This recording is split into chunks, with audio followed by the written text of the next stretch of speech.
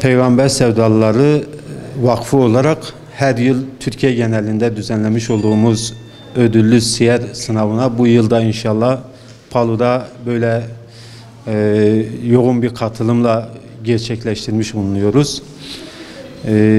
Amacımız Peygamber Efendimizin hayatını çocuklarımıza, gençlerimize, büyüklerimize her yıl yeniden bir bilgilerini tazelemek.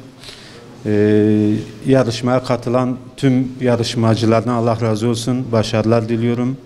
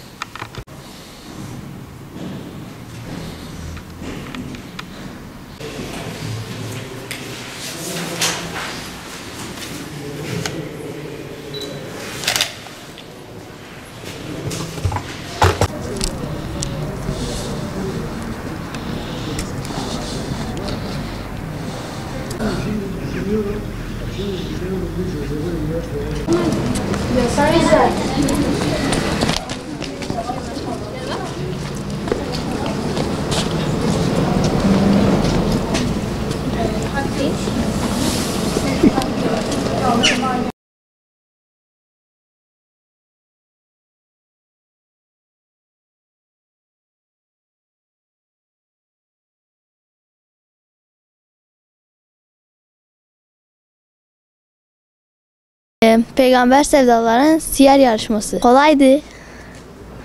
Kolaydı soruları. Evet. Fazla soru yoktu. Peygamberimizin hayatını öğrendim. Boykotun bitirmeleri, kadınlara şiddetin uygulamaması, onlar. Çocukları kurtarmaları, kız çocukların gömülmesini bırakmaları. Sınav güzel geçti. Sorular kolaydı da bir iki soruda tek takıldım. Boş zamanlarımda özellikle çok okudum o kitabı. Fil Vakası.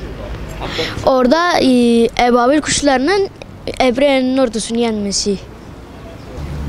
En çok peygamberimizin hayatı, özellikle o peygamberimizi taşlamaları.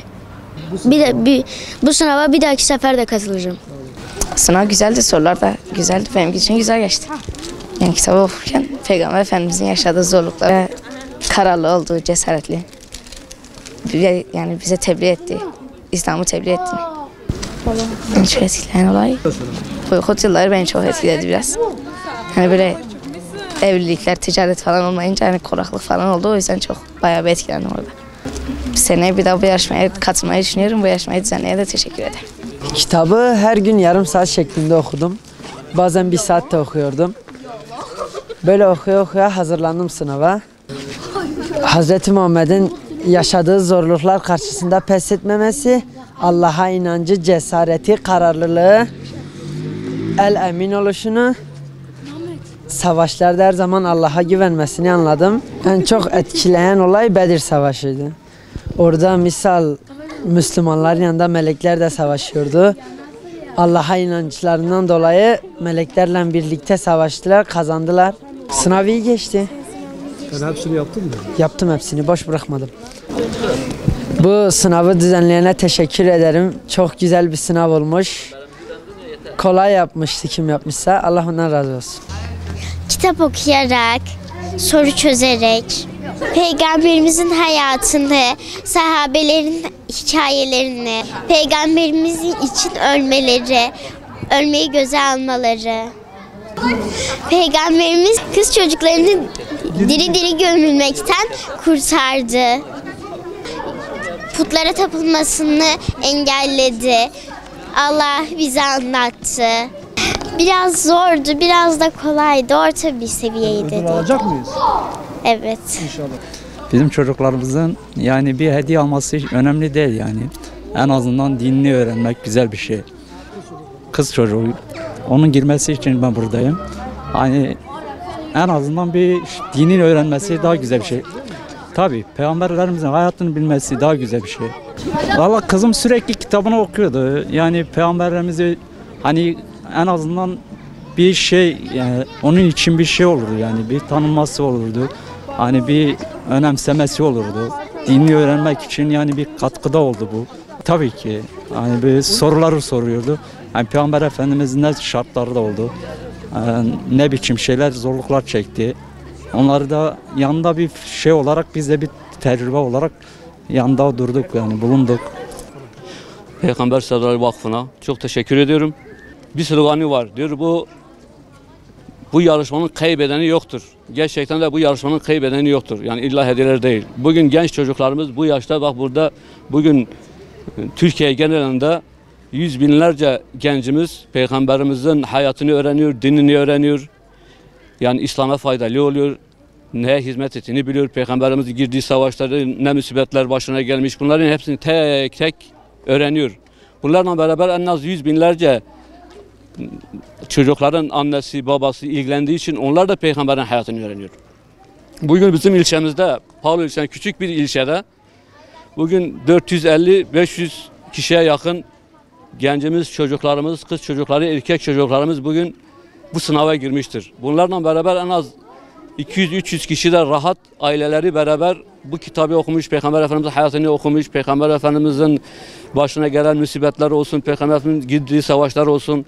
Bütün bu Peygamber Efendimiz'in hayatını doğuşundan sonuna kadar, vefatına kadar hepsini öğreniyor bu gençlerimiz. Buna yani biz ne yapsak da minnettarız bu Peygamber Sevdalı platformuna. Yani bu sınava halkımızı yani daha teveccüh göstermelerini istiyorum. Yani bu gençlerimizin bu yaşta Allah'ı, peygamberi tanımaları için yani daha iyi bir mücadele vermeleri gerekiyor. Gençlerimiz gerçekten şu anda durumları çok kötü. Bizim Pavlov en dindar olan bir ilçemizde dahi gençlerimizin ne durumda olduğunu herkes görüyor. Yani ondan dolayı yani büyüklerimiz de, aile büyüklerimiz de kendi çocuklarına böyle bu tür sınavlara kendi çocuklarını, yakınlarını teşvik etmelerini istiyorum. Çocuklarımız için güzel bir etkinlik, gelecek için. Dini değerlerimizi şimdiden çocuklarımıza aşılamamız gerek. Bu vesileyle de böyle bir etkinliği kim düzenlemişse hepsine teşekkür ediyorum. Sorular soruyoruz, kitap okumasını sürekli teşvik ettik.